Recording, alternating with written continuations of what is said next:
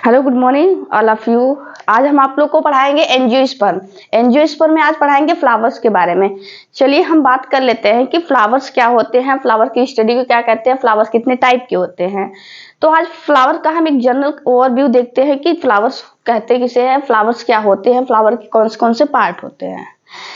तो फ्लावर पहली बात करते हैं, फ्लावर की स्टडी को क्या कहते हैं। फ्लावर की स्टडी को कहते हैं एंथोलॉजी। याद रखिएगा, फ्लावर की स्टडी को क्या कहते हैं, एंथोलॉजी। ऐसे याद रखिएगा, एंथर वाला पार्ट याद रखिएगा किसका होता है, मेल का पार्ट होता है। तो याद रखिएगा एंथोलॉजी। एंथोलॉजी की जो होता है किसकी स्टडी किया जाता है, फ्लावर की।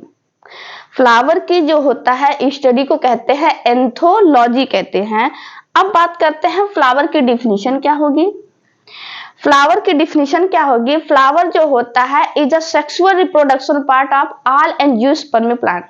फ्लावर जो हमारे लिए जो होते हैं परफ्यूम का काम कर सकते हैं, हमारे लिए जो होते हैं किसी को गिफ्ट देने के लिए काम कर सकते हैं। बट फ्लावर एक्चुअल में क्या होते हैं, फ्लावर जो प्लांट्स का रिप्रोडक्टिव पार्ट होता है, ठीक है। हमारे लिए ऑर्नामेंटल हो सकते हैं बट जो होते हैं अपने लिए क्या होते हैं, ये सेक्सुअल रिप्रोडक्टिव पार्ट होता है। तो कह सकते हैं flower is a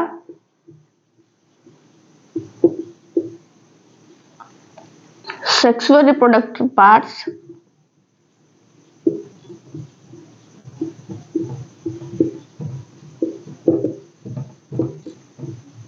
sexual reproductive part of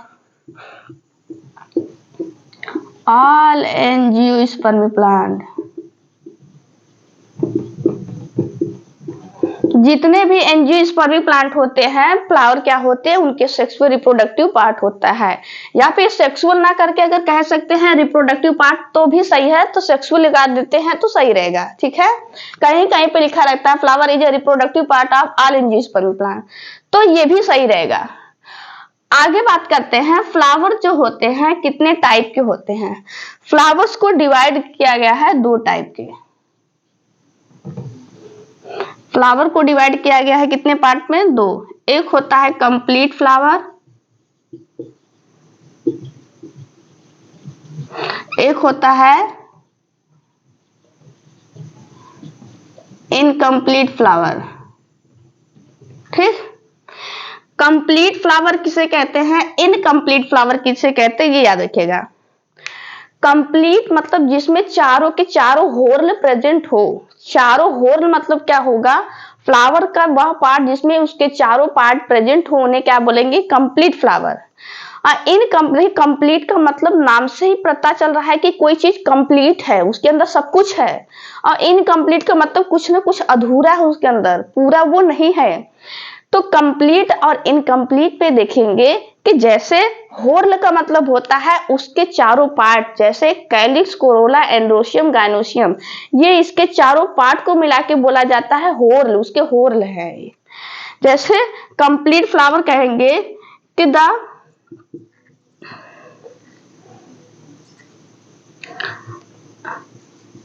horse are present, या आप कह सकते हैं ऑल होर्स आर प्रेजेंट।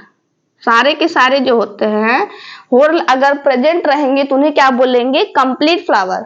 या फिर कह सकते हैं वन और टू होर्ल आर एब्सेंट। एक या फिर एक से दो जो होते हैं होर्ल अगर जो होते एब्सेंट होते हैं तो उन्हें क्या बोला जाता है, इनकम्प्लीट फ्लावर बोला जाता है।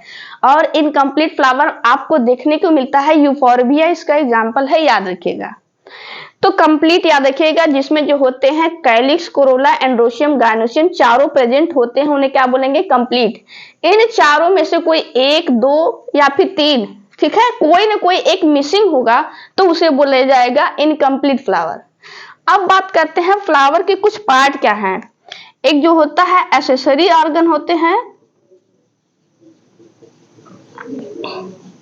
एक एसेसरी ऑर्गन होते हैं, एसेसरी ऑर्गन का मतलब होता है वो जो रहते हैं वो मेन फ्लावर को जो होते हैं प्रोटेक्शन देते हैं, उनको जो होते हैं न्यूट्रिशन प्रोवाइड करते हैं, सब कुछ सपोर्ट देते हैं। एसेसरी मतलब वो साथ साथ रहते हैं। एसेसरी पार्ट में कौन कौन से आएंगे? कैलिक्स,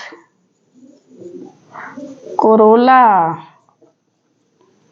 ठीक है। एसेसरी पार्ट में क्या आएगा? Calyx, Corolla. एसेसरी पार्ट में कैलिक्स आएगा और कोरोला आएगा। अब बात करते हैं reproductive organ.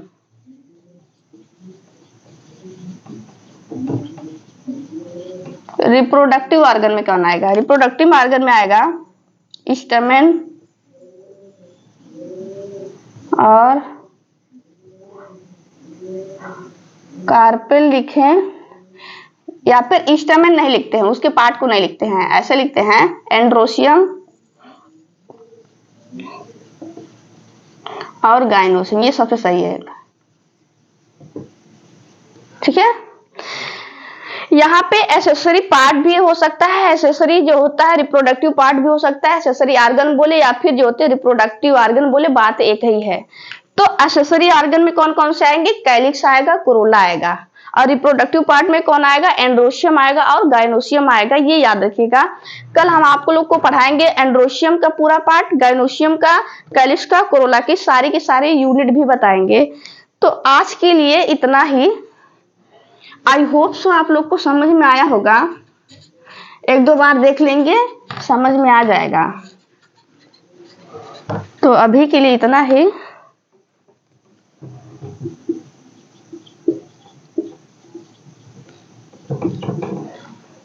Thank you, bye bye, take care.